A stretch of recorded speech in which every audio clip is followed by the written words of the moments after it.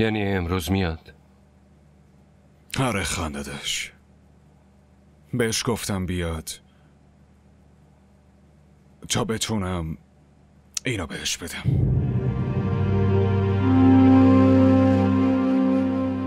میدونید خانداداش، من بیشتر از خدا گلایه داشتم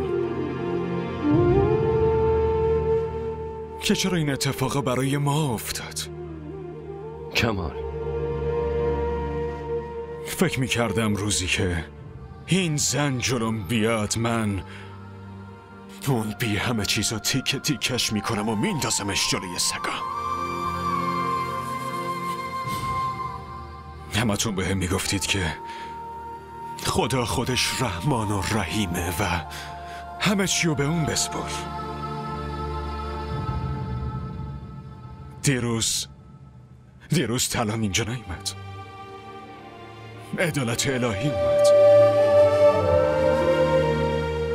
دقیقا همون جایی که اون زن تحقیرمون کرد. خدا همونجا آوردش و محتاجش کرد.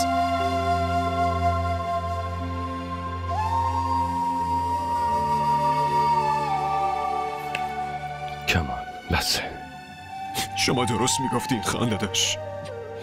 در عوض چشم، در عوض دست و در عوض آبرو. دیروز اینجا عدالت خدا رو دیدیم خانداداش.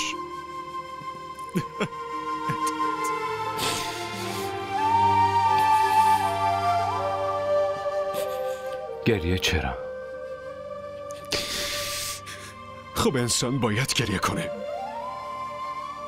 از عدالت خدا و از ترس خدا.